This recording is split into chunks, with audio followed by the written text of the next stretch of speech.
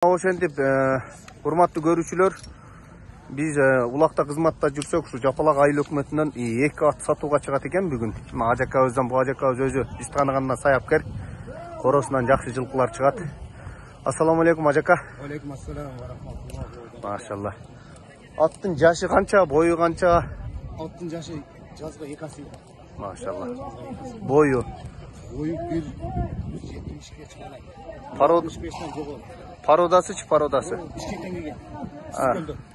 Көлдөн келген ат экен. Канча жашында келгенсиң ажаба? 2 жаш Унанында келген да.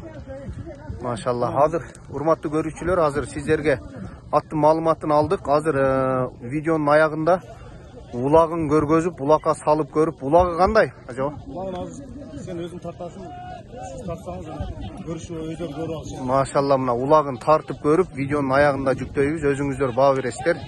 Ажабабыздын телефонун экранга коюп коебуз, өзүңүздөр байланышып, Ош шаары Жапалак айыл өкмөтүндө ат келип көрө бересиздер.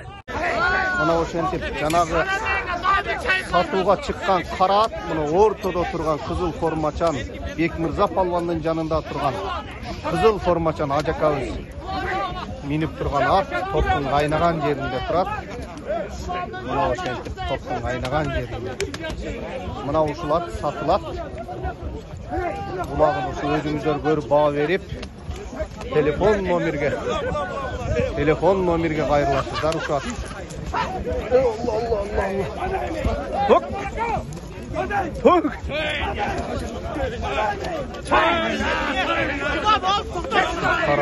Салың ажака!